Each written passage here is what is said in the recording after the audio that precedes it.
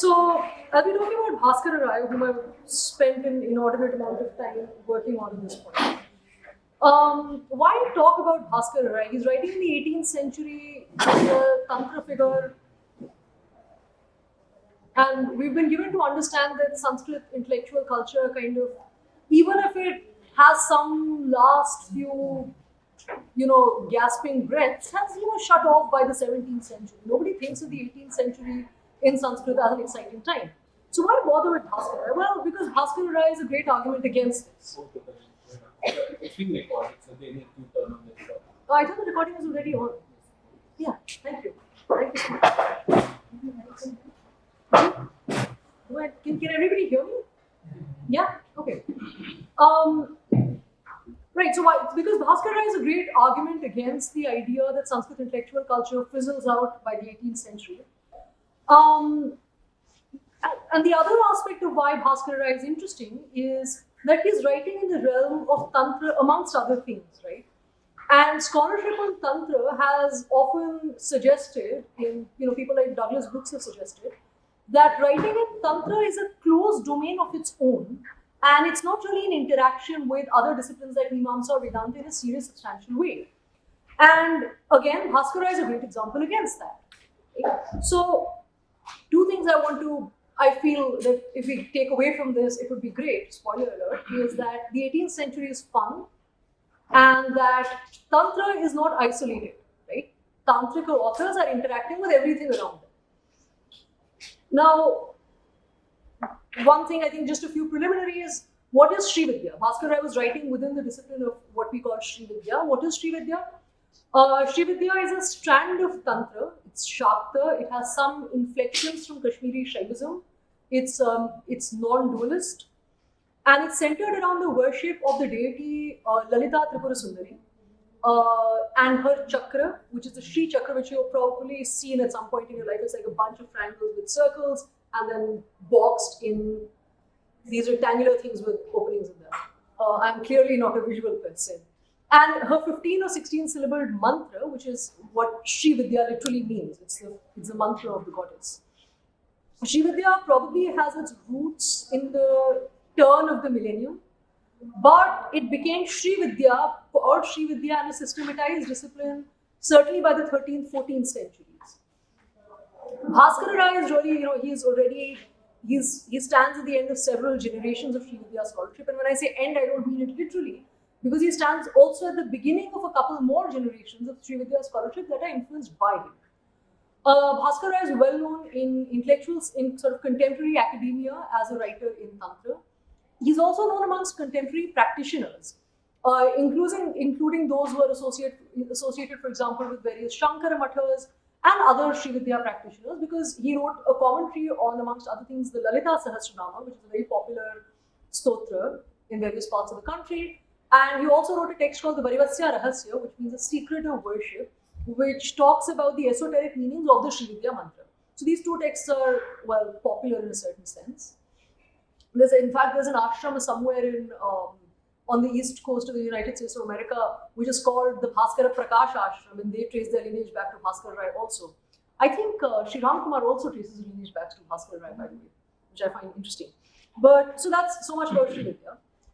The other thing I want to preface this with is, what do I mean when I say the late second millennium? Right? So typically, the 18th century has been thought of as a moment of fissure in Indian intellectual culture. I suggest, and this is in my broader work, which also takes in some works in the 19th and 20th century, but my submission is that there are certain shifts, and not ruptures, but shifts that happen between the 14th and 16th centuries, and the period between roughly the 16th to 20th century can be seen as a playing out of those developments. And I'll talk about what those developments are. I'm not saying that nothing happens with colonial modernity, clearly not. But I am saying that if we look carefully, there are certain continuities that we see. And it's not simply that there was this corpus of, like, for example, Sheldon Pollock has his On the Eve of Colonialism, Indian Knowledge Systems on the Eve of Colonialism project, where he says that And in the 18th century, what's left for these traditions to do is to either become raw material for what comes after in colonial modernity, or kind of just drop out, right? Or just be revived in some vaguely inauthentic manner. Right? I suggest that, in fact, if we really look, there are continuities that are more than simply either response to colonial modernity or a revivalism. But back to Bha skarara and what Bha skarara himself was doing. So what do I mean? What do I say? What are these developments that take place in the middle of the second millennium, that play out in the second millennium? The first of these developments that I want to talk about is one that Anand Venkat has talked about extensively in his dissertation and upcoming book, which is, I think, called Love in Times of Scholarship. There is an expansion of canon. It starts already around the 9th century with Yamunacharya, who's beginning to use Mimamsa arguments to defend texts that Mimamsakas would hate. Right? So the structure of his argument is just like that of a Mimamsaka.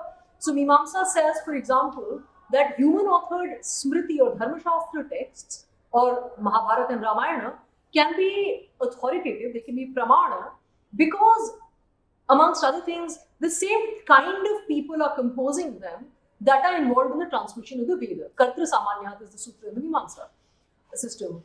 Yamuna says, well, the Pancharatra Agamas are also being transmitted by the same kind of people, so why do they not count? Right? So Mimamsa left a little door open and Yamuna really yanks it. Then we have the Bhagavata Purana, which was probably composed around the 10th, 11th century. And in the processes that followed, there were a lot of attempts to make Puranas in general, and the Bhagavata Purana in particular, the scripture, right? Sometimes even more important than the Veda. In fact, in around the 14th century, this person called Lakshmidhar, not to be confused with another Lakshmidhar I'll talk about in a second, Lakshmidhar, the author of the Bhagavan Namakam, he actually says this, right? That the Bhagavata is more important than the Veda. We also begin to see around this, later than this, around the 17th century, the emergence of these Bhakti Sutra texts. The Shandilya and the Narada Bhakti Sutras, which are really an attempt to systematize Bhakti and bring it at par with something like Vedanta. Right? So we have a Bhakti hermeneutics coming up. So this is one strand, which is the expansion of canon. Similar processes take place in Shaiva traditions with figures like Lola Lakshmidhar in the 16th century in Odisha, whom we can talk about if anyone's interested. He wrote a Saundarya Lahari commentary, and he kind of worked sort of actively to again make a case for why the tantras can be included. Similar things are happening in other traditions, and there is this category that emerges of the Vaidika Tantrika, that Doug Brooks talks about, which are practitioners of Tantra, scholars within the realm of Tantra, who are also they subscribe to the Vedic system of life and Vedic hermeneutics to some degree. They're invested in Mimamsa. But they also have this tantric side. And what I want to suggest is that these two come together in a lot of these figures, and Bha skarara is a great example of that. You can make a similar case, though not to the same extent, for Lakshmidhara. Another thing that happens in this period, again starting with Vidyaranya around the 13th, 14th century, is that the figure of Shankaracharya becomes more important than just his philosophy. What does that mean? In the 11th century, if you wanted to disagree with Shankaracharya, you said, Shankara got this wrong in the Brahma Sutra Bhashya. In the 16th century, when you wanted to disagree with Shankara, you said, Shankara was an incarnation of Shiva who was really writing these texts at the command of Vishnu. And he said this thing, but he didn't really mean it, but we really revere him. But maybe he said this little wrong thing here, right? That is a shift that happens between Ramanuja and somebody like Jiva Goswami. Right? Why does this happen? A few different reasons. A big reason was the fact that the Sringeri Matha became very influential. And it became influential both intellectually and politically. The other thing that happens is that around this period, there are a lot of people like Appaya Dikshit, for example, in the 16th century, who want to be strict non-dualists, but they also want to be devotees, right? So, they want to reject Shankara completely, but they are Shankara, and some of them actually are Shankarites. So this also plays into Michael Allen's greater Vedanta thing, right? So Sringeri becomes important, and Srividya also comes to be closely aligned with Sringeri. Right? So Sringeri Mathas and the Kanchi Math, if you go now, there is active flourishing Srividya practice happening in these places. Another thing that happens, which I think not maybe as many people have talked about, is there's a certain playfulness that emerges in non-dual scholastic or shastric writing. What does this mean? Appaya, for example, writes a text where he says that the Ramayana is really about Shiva. Why is the Ramayana about Shiva? Because Ramayana is Kavya, and the best kind, and there's a long history to this, but the best kind of Kavya must be suggestion. Because the Ramayana says directly it is about Vishnu, and it's Valmiki, so it must be the best kind of Kavya. So it can't really be about Vishnu.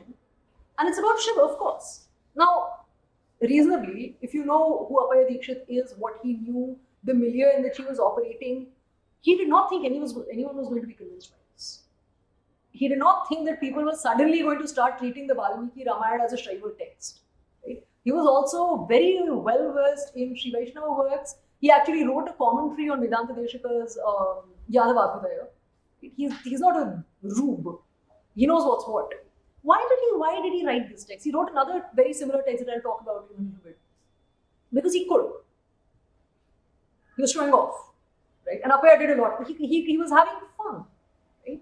And they say things that they don't mean, and it's not that they're trying to deceive you. They want you to be in on the game. If you're a good reader, you'll have fun precisely because you know that they don't mean it, but look what a brilliant thing they're able to do. Right? You see this in bits and pieces in Sanskrit literature, but really, there's a moment around the 15th, 16th century. In the book First Words, Last Words, Bronner and McRae talk about one aspect of this in their insincerity section, right? Making arguments that you don't really believe, you don't expect the other person to believe, but you can make them. Right? That's another development. Another thing that happens is that scholarship in this period suddenly becomes very dense in the sense that people are referring to very recent sources. People are engaged with, again, this is true of all writing to some degree, but the kind of influence that Appaya begins to have within a century and a half, within a century, right? Compare that to how long Shankara took to become big, as it were, to be taken seriously in the mainstream of philosophy. Shankara took a while. I would say until Yamuna or Ramanuja almost. Mandana doesn't really, we don't even know if Mandana was reading Shankara. Right? You also mentioned centuries so that for... I'm sorry. Shankara and Mandana are roughly both 8th century. Mandana people think now is a senior contemporary. Shankara did have students who were writing, but to be taken seriously, one, anywhere outside of his own disciples, and two, anywhere outside of Vedanta. Shankara doesn't get taken seriously outside of Vedanta until after the 13th, 14th century. No Nayayika is talking about why Shankara is right. No Mimamsaka ever cares about Mimamsa until Appaya, about Vedanta until Appaya. They don't refer to Vedantins, even if Vedantins are referring to Mimamsa. Right? So suddenly Vedanta's kind of being incorporated into the quote-unquote mainstream of Sanskrit philosophy within Nyaya, within Mimamsa, people are talking about it. There's an expansion of canon. Some people are becoming playful. Right? And I suggest that you can see all of these things in Bha skarara. So Bha skarara was born in the late 17th century, we don't really have a hard number, to somebody called Gambhir Raya and Konamamba. Gambhir Raya was a minister of some kind in the Bijapur court, and I suspect that he was there until the downfall. And he's supposed to have written, by the way, a Persian Mahabharata, which nobody ever seems to talk about. He also wrote other things. He was an interesting figure in his own right. Bha skarara himself received most of his training in Banaras. He trained under somebody called Nrsimha Hadvarin, whom we'll talk about. He also became a tantric practitioner under the guidance of somebody. He had guidance within his family, but his final initiations in Tantra happened in Surat, or with somebody in Surat called Srividya Shukla. He also learned Navya Nyaya with somebody called Gangadhar Vajpayee. So he was very well educated, he was very well traveled, and that's something one of his students writes about, that there is no place in this entire land, Kedara, beginning from Kedar to where Rama made the bridge, and from the Western Ocean to Kamakhya, there is no land that Bha skarara has not been to. There is no king that does not supplicate before Bha skarara. The latter is probably an exaggeration, but the former, it may not be literally true, but he was a very well-traveled man. What did he write?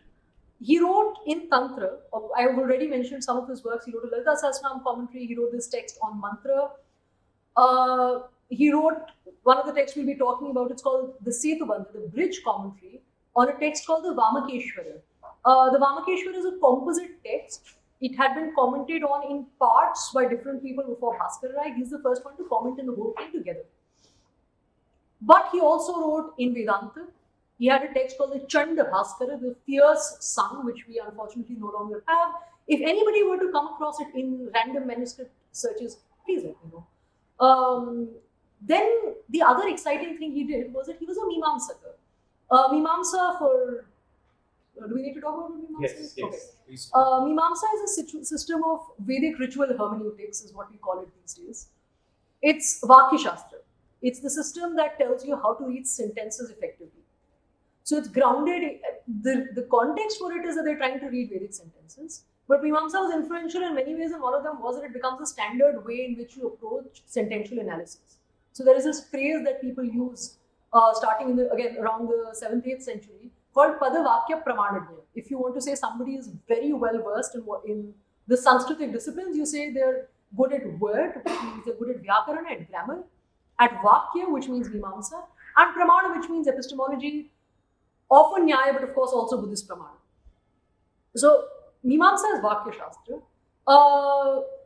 Mimamsa, obviously, you have Shabara in the mid-1st millennium who writes the commentary on the Mimamsa Sutras. You have Kumarila and Prabhakara, both around the 7th century, who write sub-commentaries. You have a couple generations after them, I'm not going to go through names. And it's sort of, there is a bit of a lull around the 13th, 14th century where people are kind of working in Mimamsa, but there isn't anything radically new happening. And then you get Appaya in the 16th century, who writes this text called the Vidirasayana, which is about theory of injunctions, which we will not get into, but we can if anyone's interested later in the Q&A. And then you have somebody called Khandadev in the 17th century, who writes another commentary on the Mimamsa Sutras, really on Shabara. But the interesting thing about Khandadeva is that he reworks a lot of fundamental Mimamsa principles. Right? And a lot of times he is referred to in subsequent literature. Yes, there is subsequent literature after Khandadeva, who would have thunk. He is referred to as Navya Mimamsaka. Right? So usually when you draw a distinction between Jaran, that is old and new Mimamsakas, the new Mimamsakas are, just Khandadeva also. Now, Bhaskara Raya wrote a sub-commentary on one of Khandadeva's works called the Bhatta Chandrodaya. He didn't just write a sub-commentary, he also supplemented the commentary. And we don't need to get into details. And he wrote this text called the Vada Kautuhala, which is the first text that I want to talk about, and then I'll get into the Tantra space. What's the Vada Kautuhala about? The Vada Kautuhala is about one of the things that Khandadeva completely reworks in his text is how the possessive affects does or does not operate in Mimamsa. Right? So this is going to be a tiny bit weird. I'm going to maybe use the word. The name of the text? Vada Kautuhala. It means delight in dispute. Actually, thank you for reminding me of this. What is the Vada Kautuhala? What kind of a text is this? So Bhaskara Rai, so this is the story that Bhaskara Rai and Swami Shastri narrate at the beginning. There's a person called Swami Shastri who is Nrsimhadhari's son. So he did come back to Nrsimha. He's his son, and they're obviously friends. They probably grew up together. And he is in the court of a Malla king. We haven't been able to identify who it is. We think it might be somewhere in the Karnataka region for various reasons. But so Bhaskara goes to visit his friend Swami Shastri, and the king tells them, I want to see what a Vada looks like. I want to see what a debate in Mimamsa looks like. And so they compose, it seems to me just for kicks, this 600-page brilliant text on an obscure question in Mimamsa that I'll talk about now. And the question is, there is a statement in, I'll write it in the Sanskrit and then I'll write it in English, right? So, Somena Yajeta, right? So sacrifice with Soma. Right? Now, this sentence is a problem because Soma is a substance, right? Now, don't ask me what Soma is because nobody knew. By the end of the Vedas, nobody knew. You were always supposed to be using something called Utika, which is a plant that looks nothing like Soma. And there are reasons, anyway, we won't go into that. But it's a fun topic, right? Sacrifice with Soma. The traditional Mimamsa understanding of this sentence is that, so why is the sentence a problem? one thing that Mimamsakas absolutely hate is something called Vakya Bheda, or splitting of a sentence. What is Vakya Bheda? If a sentence is telling you two things at once. Right? So, the Mimamsa analysis for this sentence would be produce. So, when you say just yajeta, right, sacrifice, the idea is that there is a result for the sacrifice, right? Because for the Mimamsakas, you don't do anything unless you're doing it for something. So, you're trying to get something out of sacrifice, right? And then you have to do something to accomplish the sacrifice. And the same thing cannot have two statuses in the same sentence, right? Does that make sense? Okay, good. So now in sacrifice with soma, you're saying produce a sacrifice, right? Yagam bhavaye, and you're also saying produce it with soma, right? So if you're saying bring into being sacrifice, sacrifice is a thing to be produced, right? Bring into being the result through the sacrifice, and then bring into being the sacrifice through soma. So this is, you can't have that. You can't have the same thing have two statuses. It creates a problem of what we call vairupya, right? So two things, the same thing having two different statuses in the same sentence. The traditional Mimamsa solution to this is, you interpret sumena as meaning somavata, right? Which is what we call the possessive affix. It means, so produce result with sacrifice. So this is Matu, right? Yes, Okay. that is the matu. For Sanskrit students. Okay. So produce result with sacrifice.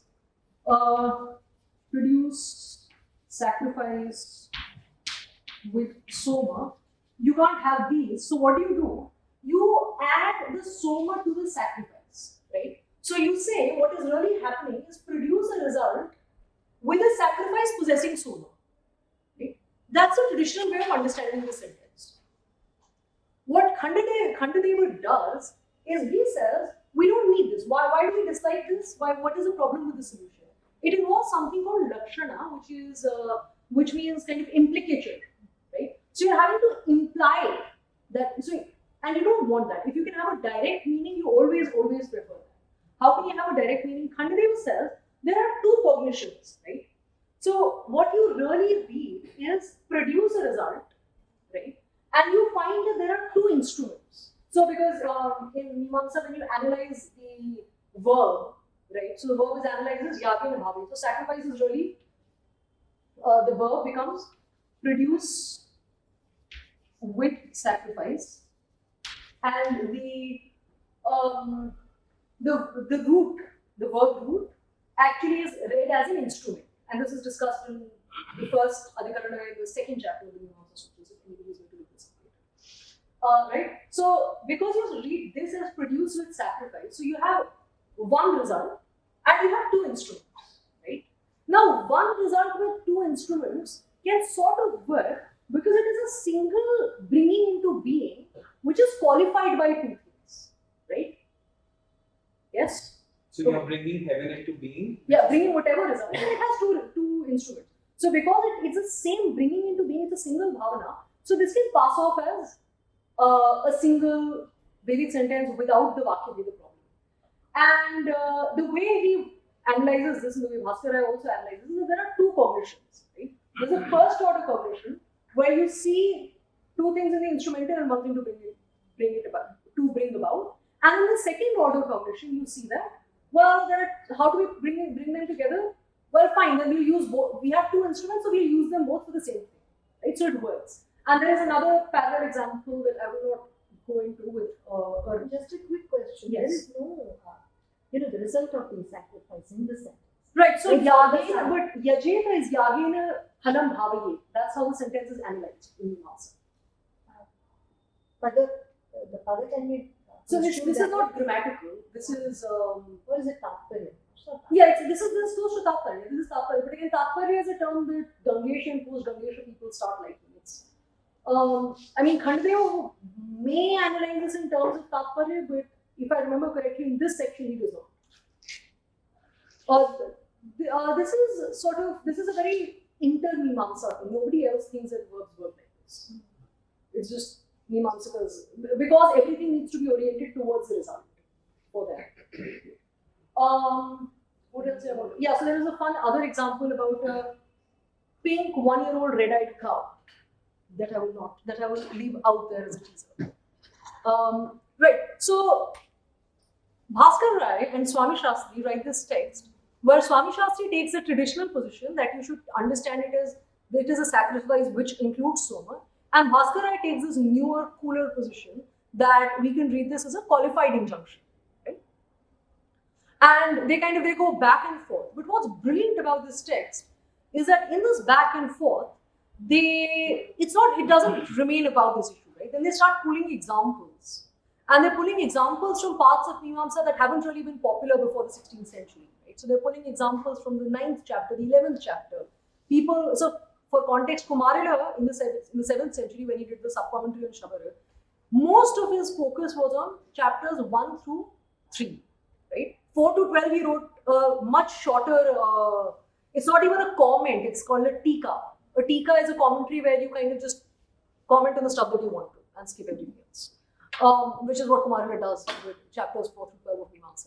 But these people, again, this is also a post-Apaya thing, these sections are becoming very important. So Bhaskara writes this well, but what makes us even stranger is that he randomly begins to pull in examples not only from Vedanta, which is strange enough, but from Bhakti, right? So suddenly, in the middle of an involved discussion about how subordinate elements, for example, work in sacrifices, he will say, and the Bhakti Mimamsakas also say there's something similar in such and such place.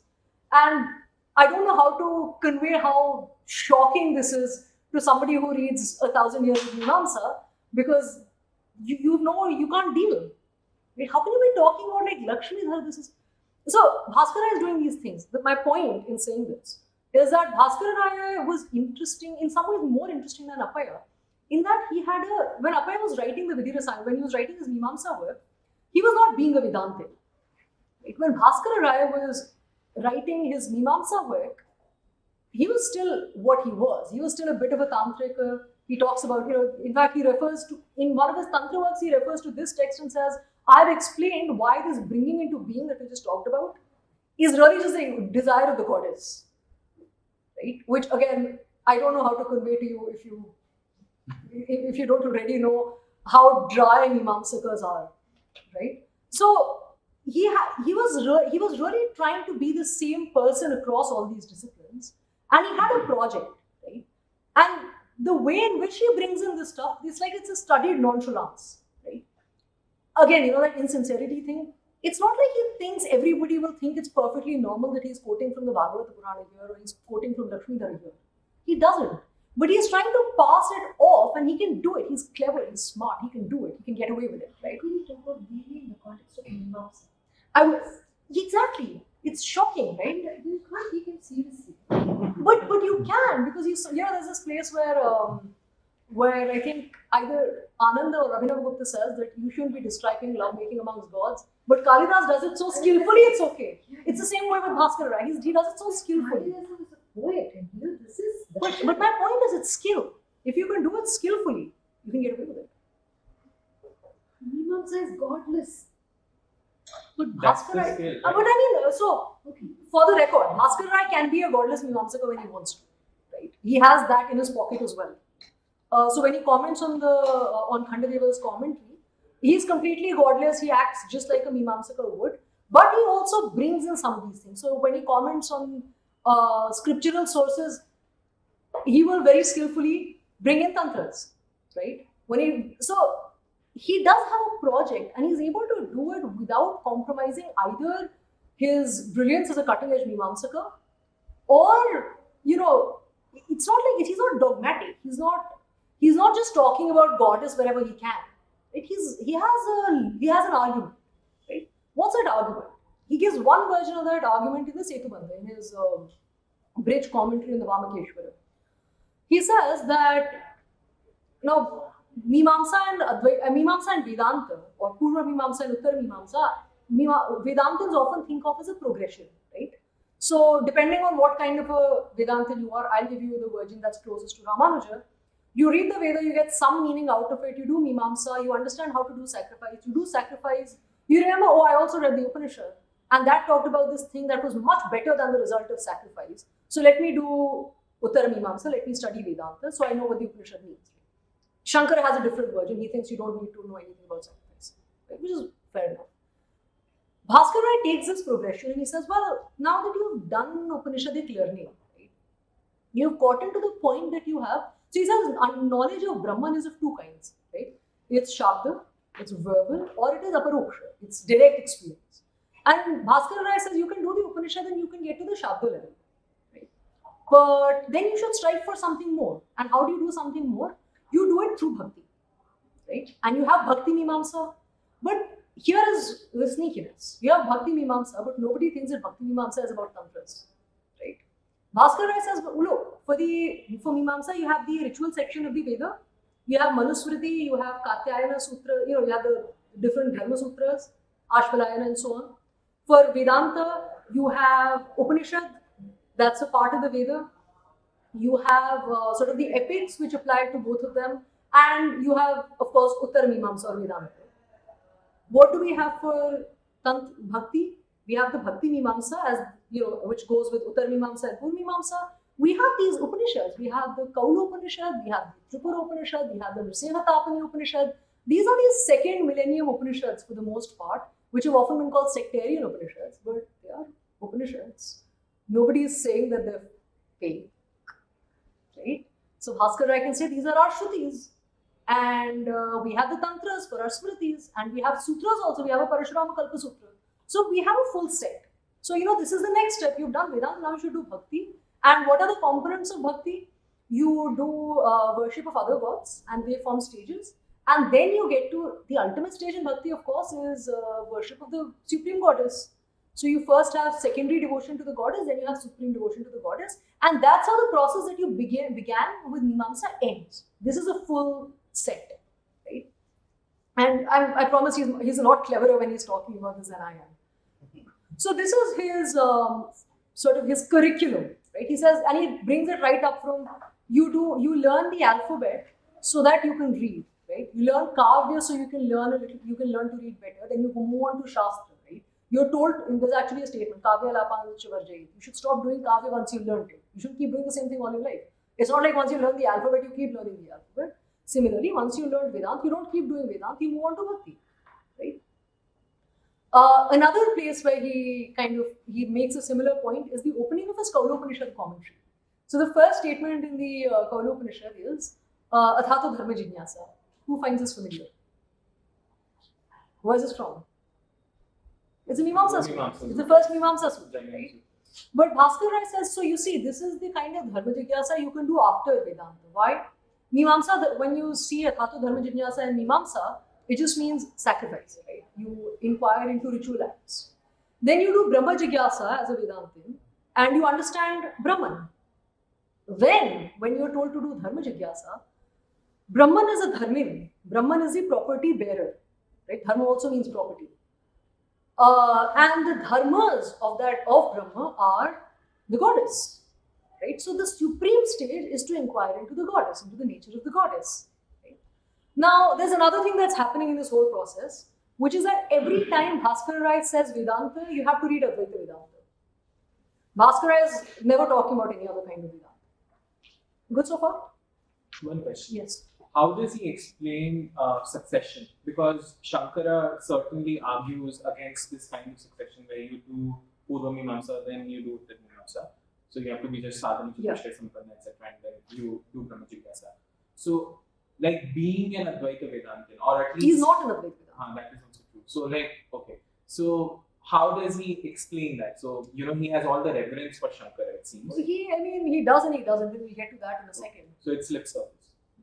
Yes. Okay. Shankara also has a place for sadhana class, right? Yeah, but he doesn't have a place. Is it Bhakti? So his Bhakti is the step below. Yeah. Yes. Right? Whereas he reverses. Yes. He brings Bhakti above. But again, that reversal had happened already. It had been happening for 800 years. Right? Really, with the Bhagavata at least. If not, I would say, in fact, even already in Yamuna's Gita Sangra. Yeah. Yeah. It's already happening. But the thing with Bhaskara is that he makes it into the curriculum that we should all be subscribing to. Well, not most of us, but twice more men should be subscribing to. But he has room for people who are not twice born men. No, he has room for women also. But you were saying, yeah, so how does he, yeah, so what Aditya is referring to is that Shankara is very insistent that you don't have to do Mimamsa if you get desire desire to understand Brahman. Well, Bhaskara is not mandating the study of he's not mandating any previous stage, right? He says that in fact, when he talks about the worship of different gods or deities, he's willing to say that you might have done some of this in a previous life. That's okay with him, and that's also okay with Shankara. But he also doesn't really buy into Advaita Vedanta. When he talks about Advaita Vedanta as this adjacent but not quite right discipline. Right? So that's the only Vedanta he talks about, but he's not an Advaitin by any measure. He's not a card carrying. He's not only not a card carrying Advaitin, he also disagrees with Advaita metaphysics, which is what we will talk about next. But good so far? Oh, well, actually, we won't talk about that. Next we'll talk. We have about 15. I can. Okay. Okay. Sorry, the preliminaries took time to set up. No, I think I didn't worth taking your time. And we're having a discussion while you speak, so it's okay. All right. So the next thing I want to talk about, we talked about how he brings in some of his Bhakti Mimamsa things into his Mimamsa works. How does he bring Mimamsa into his Tantra works? I'll give one example, but if you read Bha skarara's Tantra works, if you read actually how he reads the Tantra, you cannot, and this is, Doug Brooks says that you can't tell that Bha skarara had Mimamsa proclivities. I don't see how you can escape them. He's saturated with Mimamsa when he talks. And one example is, in the Tantra that he's commenting on, there is a statement that says, after performing japa, you should perform this sacrifice with 1/10 of the number that you did japa for, right? So bear in mind the structure. After doing one thing, you should do the other. Normally, if you tell me, after picking up this pen, shut the door, I'll think the point is I have to shut the door, and incidentally, at some point before shutting the door, I have to pick up the pen, right? It's a temporal relationship. And if you had to tell me which I think is more important, I would say shutting the door is more important, right? Bha skarara doesn't want it. He wants japa to be more important than sacrifice, than the homa that you have to do. Where do you go if you want to find weird counterintuitive arguments for things? You go to Mimamsa. So in Mimamsa, in chapter 4, subchapter 3, there's a discussion, there's a statement that Shabara is analyzing which says, after sacrificing with the Vajapeya, one should sacrifice with the Saltramani. The sacrifices don't matter, right? Just remember structure. Right? Now, again, you would think that you have to do the Vajapeya, get over with it, and do the Saltramani. Or you would think that maybe it's telling you the order of things. The Mimamsa position on this sentence is, this sentence means that you have to perform the Saltramani for the sake of the Vajapeya. So I'm shutting the door for the sake of picking up the pen. Right? And there is an argument for that which relies on sort of Mimamsa principles about how you read things in context and so on and so forth. But that's a principle. Right? Bha skarara takes that from Shabar and he says, well, see, just like that statement, you're doing the homa for the sake of the japa. Makes perfect sense. Right? But Bha skarara doesn't like this. He also has a bit of a problem because in Mimamsa, subordinate things that you do for the sake of other things, cannot have independent results. Right? So in the Vajapeya and Saltramani, because you're doing Saltramani for Vajapeya, Saltramani does not have an independent result. But Bha skarara can't have the homa, he wants everything to have a result also. So he says, but you see, the Vedantins have rejected that subordinate elements can't have principles. And he refers to Shankara, and I think he's actually also referring to Appaya on this, because Appaya has a long section. There's this particular sacrifice called the Agnihotra, and it discusses whether different performances of the Agnihotra count as the same or not. It's a long discussion. But he says, see, Mimamsakas, Advaitins have already figured, Vedantins, Upanishads have already figured this out.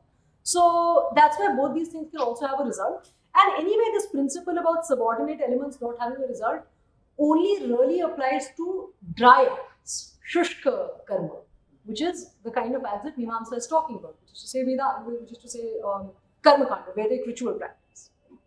So we want to be able to read things in a proper Mimamsa way. We want to be able to draw on Mimamsa when we want to say things nobody else is saying.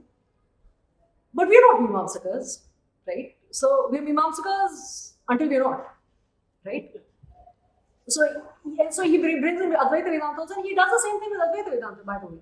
Right? So there's a statement in the again in the same tantra that says, if you do this practice, you can have the same capacities as Shiva and a bunch of other gods. Right?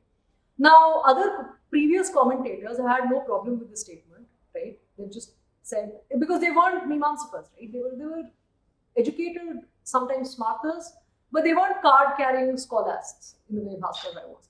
I say card-carrying scholasts, I take that back. They weren't card-carrying Mimamsakas. Scholast is a word that doesn't really apply in the system. Anyway, so Bhaskara says, and they typically think that Shiva's capacities aren't even like, they're not even talking about destruction of the world or anything. Bhaskara brings in this problem. Right? He says, but it says that Shiva, and by the capacities of Shiva, it means that you have the capacity to destroy the world. And then he brings in the problem, which is that the last section in the Brahma Sutra says that you don't, even when you are liberated, you don't have the same capacities as the deity in the Saguna form, right? So you can have liberation, you can have everything the same as Vishnu or Shiva, but you can't be involved in what is called Jagat Vyapar, the cosmic operations, right? You can't be creating and destroying worlds, unfortunately. As much as some of us think we might be doing a better job. No, but Bhaskara has an answer, right? Bhaskara says, first, his answer is, he will respond to some of the questions and he'll say that, maybe this is meant this. And then he says, well, also, that is only for people who are doing Upanishadic practices. No. People doing Upanishadic practices can't have the same capacities as Shiva, but we are worshippers of the goddess. We can get these things. We can get anything, right? Again, we want to be able to work within Vedanta. We know Vedanta very well. We want to show off that we know Vedanta, but we're not beholden to it in any way. Just like we're not beholden to Mimamsa. The next thing that I think I think close to the last thing I want to talk about is what he really does with Advaita Vedanta, right? So there are two questions on which Bhaskara there are two fundamental questions on which Bhaskara disagrees with Advaita Vedanta. One is the relationship between Brahman and Jagat, sort of Brahman and the world. And the other is the relationship between Brahman and Brahman's capacities, Shakti. So for Advaita Vedanta, and this is, crude back of the napkin Advaita Vedanta, please don't ever quote me on this. For Advaita Vedanta, Brahman never transforms, right? This is not Parinama, this is Vivarta. There is mere appearance of Brahman as the world. Brahman is, the old example is just the rope, you're just seeing the snake in it, it's not real. And the thing that makes it appear is avidya. And avidya, insofar as it exists, which it really doesn't, because it's sort of both existent and non-existent, as they say in later Advaita Vedanta, is, if you had to say whether it's Jada or Chetana, you would say it's Jada, right? It's inert. That's Bhaskara presentation of Advaita Vedanta. Bhaskara disagrees on both counts. Brahman is a parinami Brahman, it's a transforming Brahman. Brahman really becomes the world. And also, Shakti is conscious, right? Brahman and Shakti are kind of, they're non-different, right? And Shakti is. The goddess, of course. No, okay, so it's not avidya. Well, he says that the Advaitins mistakenly think it's avidya. So thank you, that was a, yes, because Bhaskara is making a slippage there. Right? And so he wants to say that Brahman and his Shakti are non-different and Brahman and the world are non-different. And how does he prove this? He says, look, all the statements that the Advaita Vedantins like in the Veda, in the Upanishad, Neha Nanasti Kinchana, there is nothing multiple here. They're actually not talking about the world not existing. They're talking about the duality not existing, right? So the Upanishads are being read incorrectly by the Advaitins. So far, so good. Everyone says that everyone that's not an Advaitin thinks that the Advaitins are reading the Upanishad wrong. But then he says, and Gaudapada, Shankara's teacher's teacher, he also, when he says that Maya Matram Idam, when he says all of this is mere appearance or mere illusion, he's also only talking about duality. He's not talking about the world. And Shankara on that verse categorically glosses this as prapancha, right? As the world. So Bhaskara is saying, one, Shankara reads the Upanishad wrong. Shankara reads his own tradition wrong, right? Then he says, Shankara himself in the Saundara Lahari, because at this point, people have begun to attribute all kinds of things to Shankara, right? So Shankara in the Saundara Lahari says that Brahman is Parinami and cites certain verses. And then he says, followers of Shankara, when they talk about Shakti, they are talking about, so he quotes one of Shankara's own students, and Padmapada, and he quotes Sarvajnata, who's an important early second millennium Advaitin, right? And both of them are talking about Brahman's capacities, right? And they both say that Brahman's capacities are non-different from Brahman, but they appear as different, right? So he says, look, they're also saying the same thing. Now, where is he getting these two quotes? Right? This is where Appaya comes into the story, and I think I will tie this back to Appaya, come to Bhaskara and leave it there.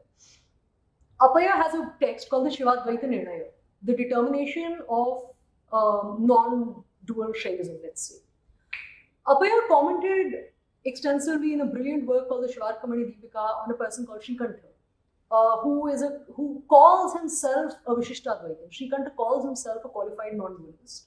Appaya comments on his work as if he were a qualified non-dualist. In this Shivadvaita Nirnaya, Appaya says, I know that Srikantha says that he's a qualified non-dualist. I know he sounds like one, but really he's a non-dualist of the Shankara type.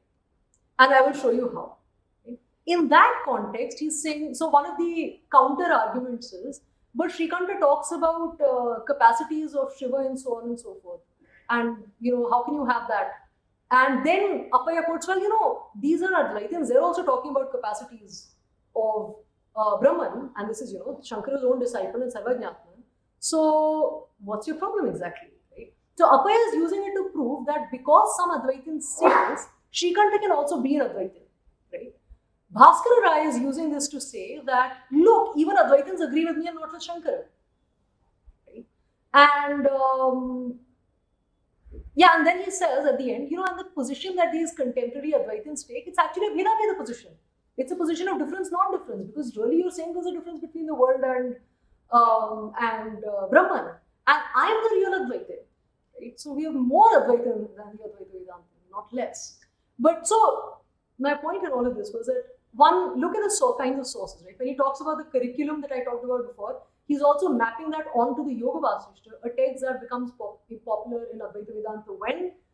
My period, right? Vidyaranya onwards, a development that takes place in the 13th, 14th centuries and then becomes big in the 16th century and after, right?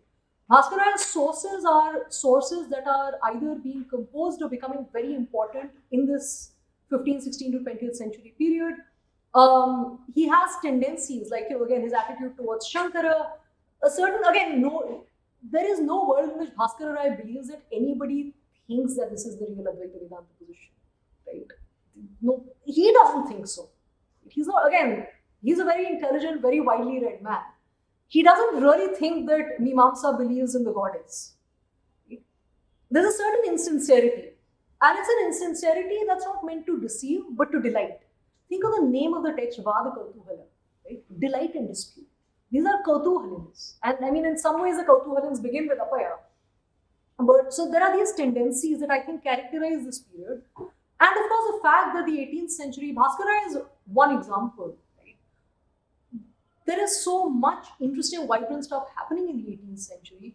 And they're all in conversation with each other and people in the last 2 or 3 centuries. Right? And I think that's a good place to maybe stop. Thank you so much.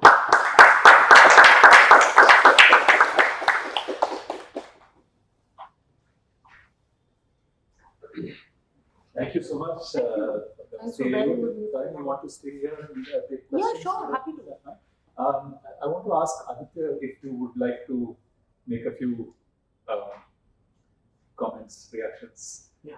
Because you have a sense of where our students are in terms of what they know, and you could connect it to. I think you guys will be able to relate to some of what we have been doing in terms of succession and discussions around how Vedanta is to be read.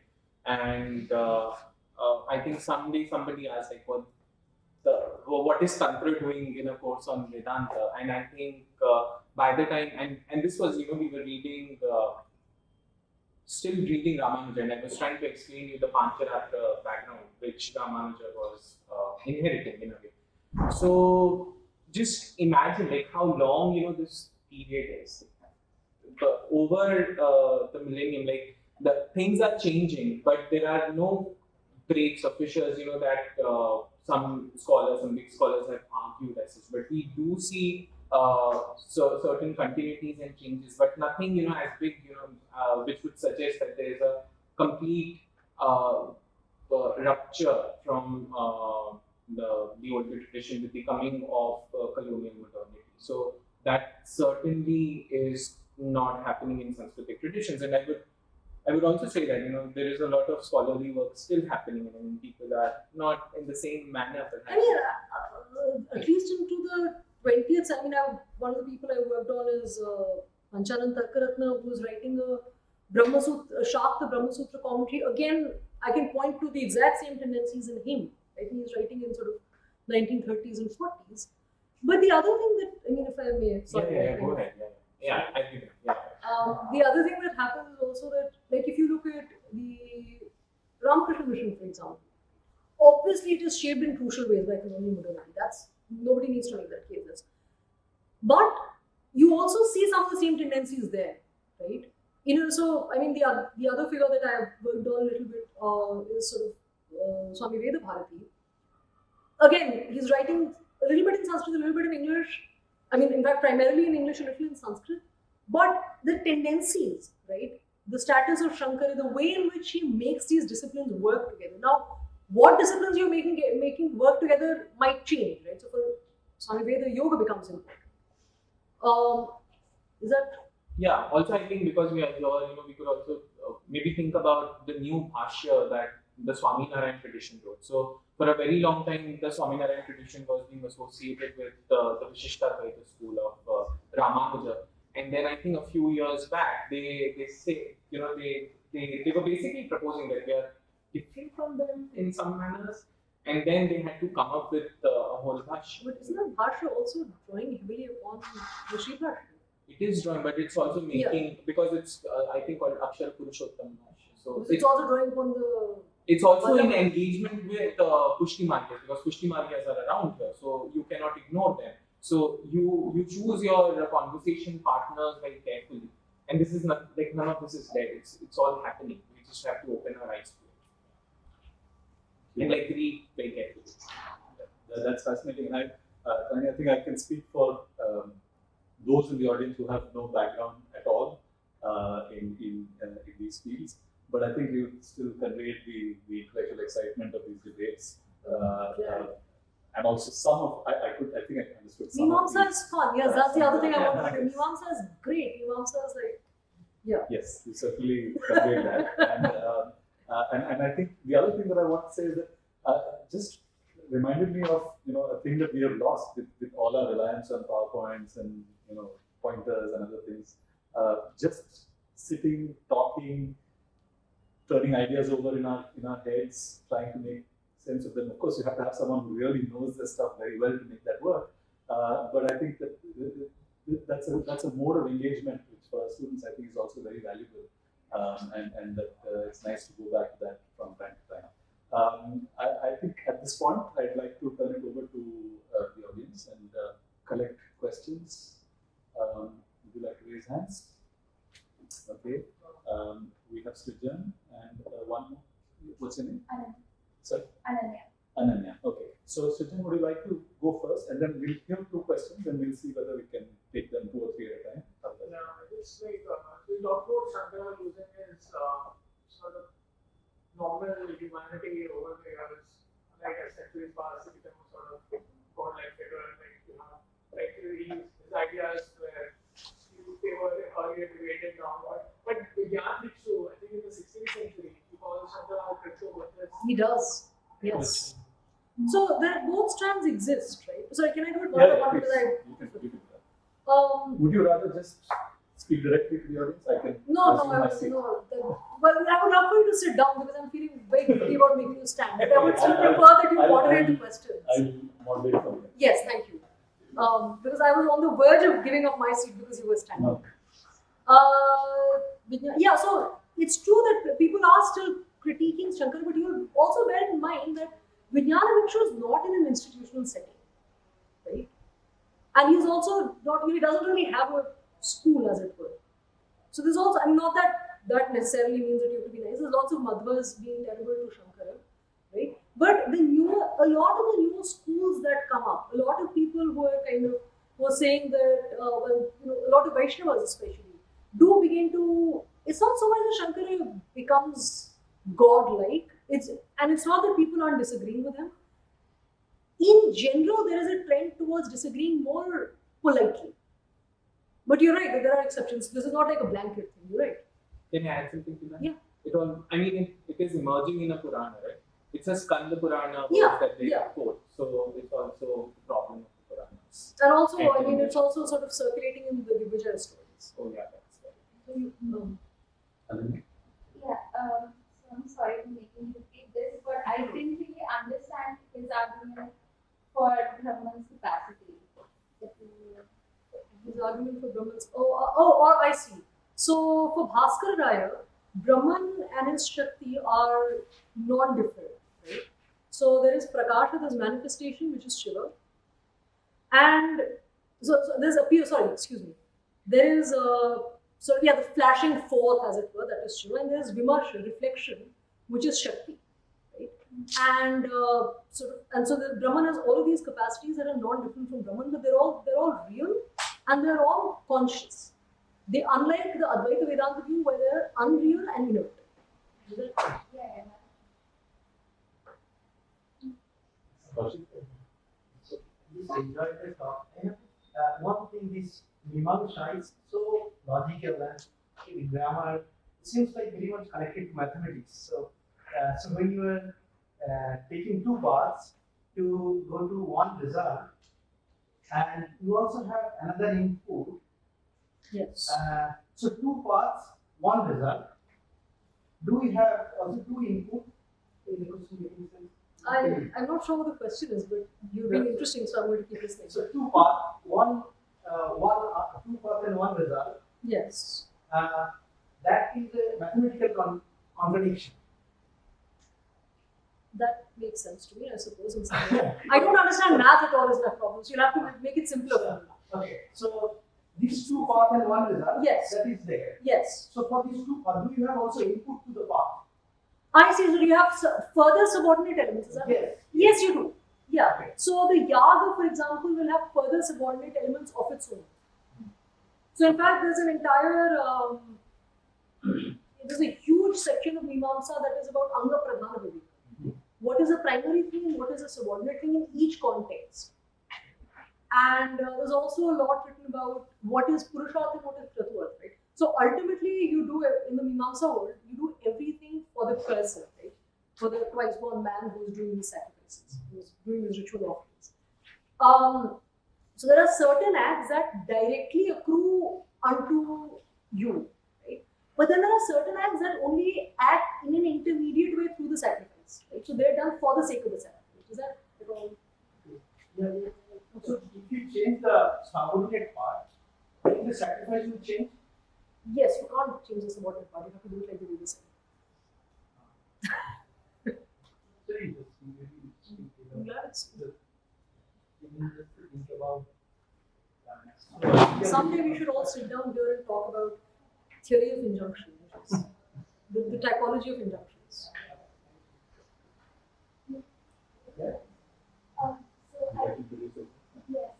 My name is Dia. I am a third year theatre student, and Yes. We do talk. so my question goes back to so many decades from me. So over here, there were two ideas. So first we talked about how the soma was a subordinate of the sacrifice, like we were Right. supposed to sacrifice with the soma. Yes. And then the second, how we tend to read it differently is the qualified induction. So are we saying that the result is the same, but soma and the yaga are two different parts of that result? Are we reading it that way? So, can you repeat what you're? So there's the same result and soma, yag both lead to the result. Yeah, so are we talking about, so when we're changing the view of one Yes. being a subordinate and then one being the primary thing, are we changing it in the way of making them two different Exactly. primary things? Exactly. There are two independent instruments, both leading to the same result. And in a second order cognition, because you're like, well, there are these two things, let me just bring them together and then you do a cycle. Yes, that's exactly right. Okay, alright. So is the usual example Swarajikamo, Valipena, For what? for this Vakya way explaining For Vakya? the, so it's usually, I think one is Swargakam, well, no, that's, you can use the Vajpayee, yeah. Yeah, I think Mekya. Yeah, yeah. So it's there if you read the Mekya, it's there. I have two very quick questions, hopefully pertinent. The first is, you mentioned that the idea of insincerity and how this is meant to be liked. I'm just thinking without any background, I'm thinking by analogy to current rhetorical strategies that we see. Is it possible that there's an intention beyond delighting to actually push the boundaries of, like a thought experiment, and to say something that it seems ridiculous, but and is ridiculous in some sense, but the purpose is to make you consider something which could lead to certain outcomes. And the second question, which is slightly different, is do we know anything? You mentioned some biographical details, but do we know anything about the times and how that may be related to the ways in which Bha skarara is argued? Those are both great questions. Thank you so much. For the first one, I think you're right in that. I think you're right in that I make a lot about how they're just having fun. But clearly, when you're saying to a serious audience, and Bha skarara was writing for a serious audience, that well, Shankara, was really a Vedanta and everyone else is on my side. You are saying that my position is a serious one, and really this is a much more logical reading of the Upanishad than even of Advaita Vedanta. Right? Now, neither I nor you believe it, but that's okay. But I can make this case and I can make it seriously, and I'll put this out there now. You're right. On the second one, absolutely. So there are a few different things, right? One is after sort of Vijayanagar ceases to be a real political force, we see a lot of these kind of, really Larry McCray says this sometimes, their lives are not that different than ours, in that they're looking for funding. Sometimes they get tenure. Bha skarara got this nice agrahar in Tanjavur eventually, right? But for the most part, they're kind of moving around. They're not tied, and this is important to remember about both Appa and Bha skarara. They're not tied to any matter. Vyasadeva was a brilliant scholar, second to none, but he could not push the boundaries of Dvaita Vedanta beyond a degree because he was in some ways a card carrying Dvaita, and he was in the Matha, he had responsibilities to the Matha. Right? In Advaita Vedanta, unlike in either Vishishta Dvaita or Dvaita, almost no scholarly production after Vidyaranya happens in the actual Mathas. Right? Most of the production is being done by these independent intellectuals who sometimes have agraharas, sometimes, like so for Bhaskar Rai, we know that he was getting kind of on and off grants from Maratha chieftains until he got that land in Tanjavur. Right? So you're absolutely right in that there is lack of institutional affiliations makes it possible for them to be certain things that they couldn't be at another time. If Bhaskara had been in a Shankara Matha, he could have said the things. If Shankara had been in a Shankara Matha, he could have said some of the things he says. Including the fact that, all this, the Veda and all is very important, but of course it's still all in the realm of illusion and you can't, there's a limit to it. He couldn't have said that in a Shankara Matha, certainly Yourself thank God I'm a Marxist. not. Exactly, yes. Spoken Marxist, Marxist.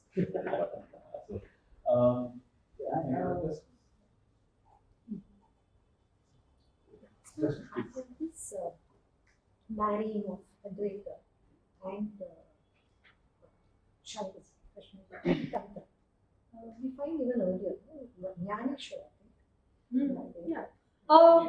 Much of it. We find it, again, Bhaskara is at the end of a series. So in Lakshmidhar, who's commenting on Saundara Lahari in the 16th century, is already, it's normal for him that the Saundara Lahari we thought of as a work of Shankara. Now, the difference between Lakshmidhara and Bhaskara is that Lakshmidhara does not bother to make sense of the fact that Shankara was both these things. Right? To him, just Shankara's Tantra persona is enough. He doesn't need to get into the Advaita Vedanta. Bhaskara really tries to negotiate how to make this work. But yeah, absolutely, it's Bhaskara is at the end of a line. And another question I had was, Dikshidhar was also kind of contemporary, right? Yeah. And his songs, his compositions are both Srividya Yeah. and Advaita. So, do you know if there is any intellectual critique there? I think again, in order to be both Srividya practitioner and Advaitin in for Dikshidhar, did not need any direct influence from Bhaskara. This was just normal.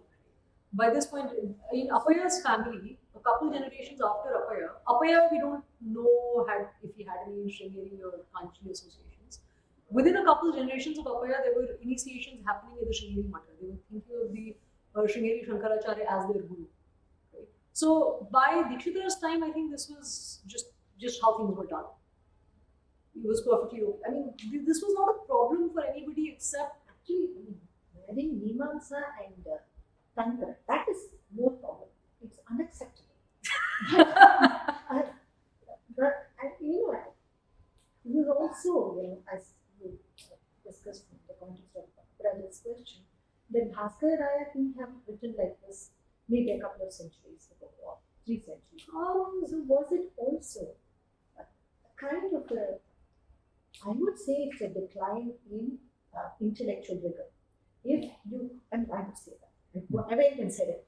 Okay, if you say that Mimamsa, you can talk of Devi in the context of Mimamsa, it is not just insincerity. Insincerity is very bad actually. You can't accept it as insincere.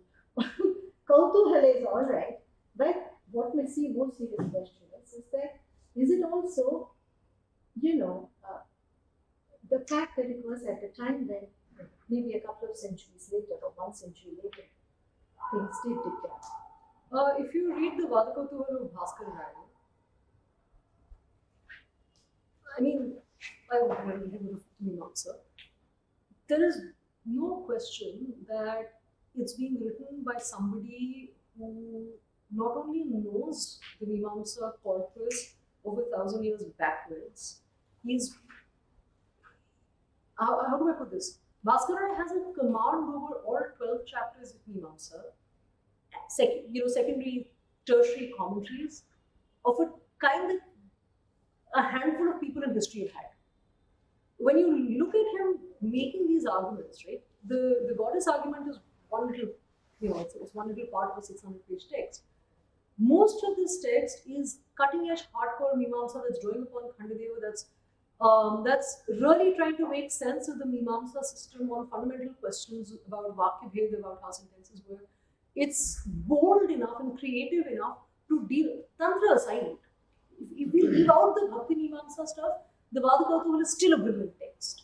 Right? Just with the Mimamsa, he has the boldness to approach it seriously. If you look at his commentary on sub-commentaries on Khandadeva, he has not only a sense, so for example, on this question, this Bhava-Yet stuff, right, bringing into being, so Bhavana theory, it's being debated since Mandana, and there comes a point where there's 2 schools. Bhaskara is able to not only analyze both schools, but also make sense of how they relate, talk about what the differences are that are trivial, what are serious. This is not a system in decline.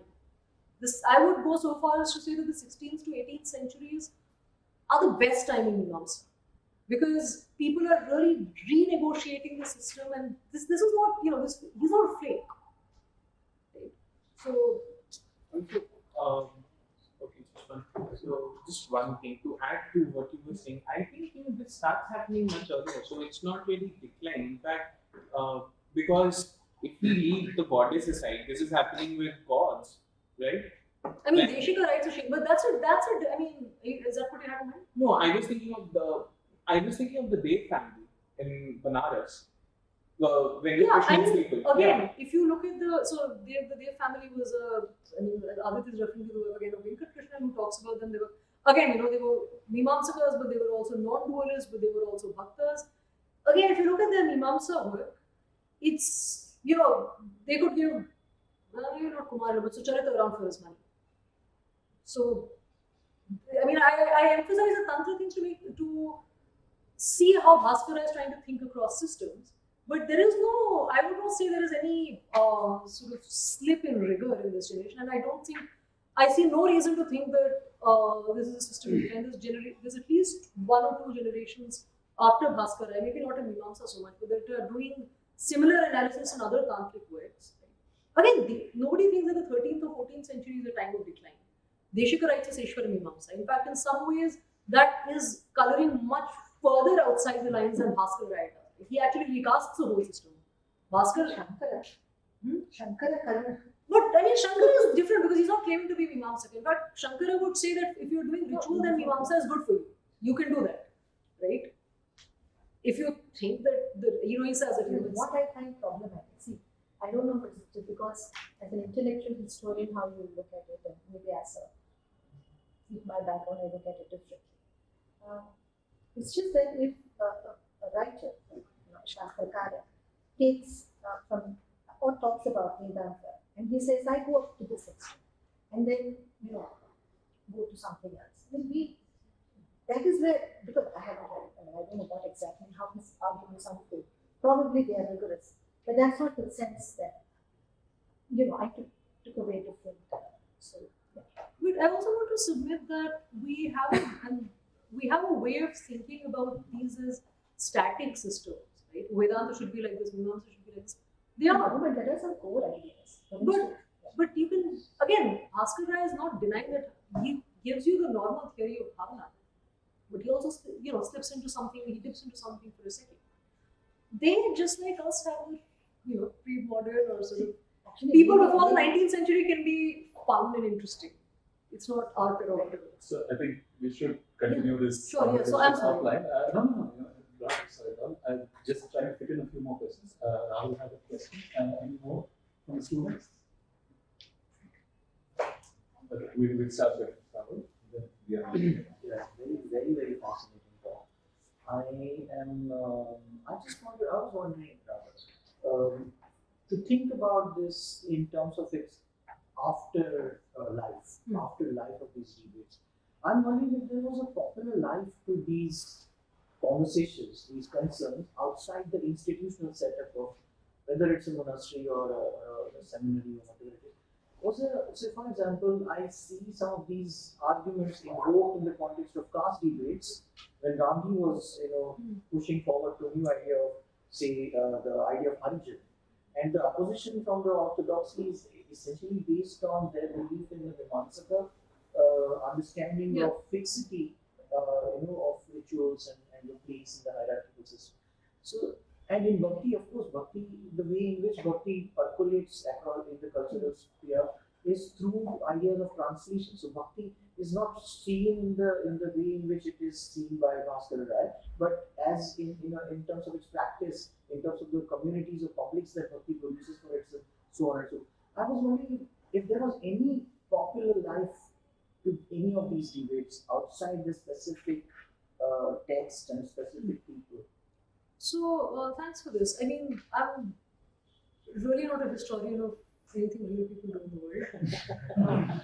But my understanding is that, I mean, on one level, some version of some of these ideas when people, and again, this is mostly anecdotal and kind of drawn from little snippets I know from here and there, when sort of smarter practitioners of Srividya talk about their practice, I think they do think about it in terms of a progression.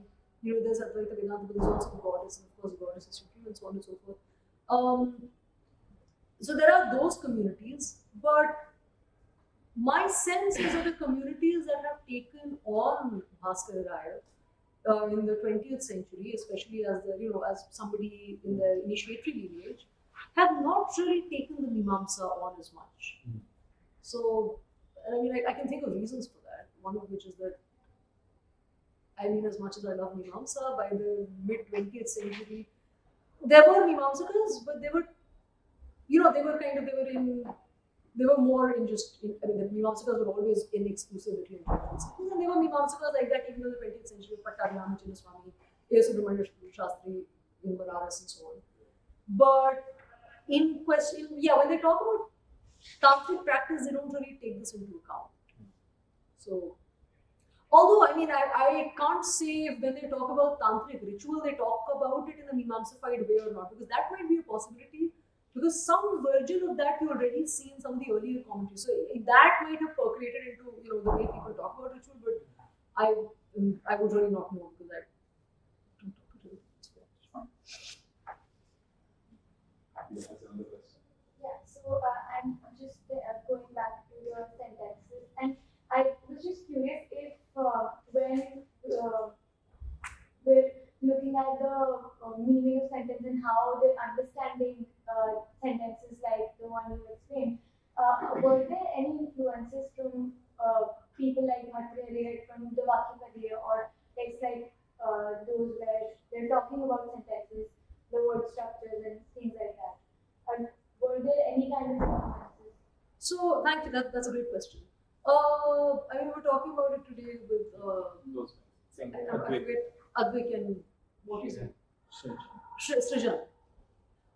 In the afternoon also sort of how Vedanta and Advaita and Bhartrihari relate. So some of this intentional analysis of Bhartrihari percolates into Mimamsa through Mandana in particular. And I mean, I'm not an expert in this. This is just sort of my off-the-cuff understanding. Through Mandana, especially in the way again they understand bhavana, so the theory of action. Right? Mandana writes a lot about it, and Mandana is very influenced by Bhartrihari. So it does percolate like that. But I mean, but I wouldn't say it's in any way sort of saturated with it. No. Is that? Yeah. A lot of Vedantins like straight away reject Spotavada, no? A lot of them. Shankara does. I know Shankara does, but even later Vedantins. I mean, because I have Purushottam. Yeah. I'm Yes. Okay.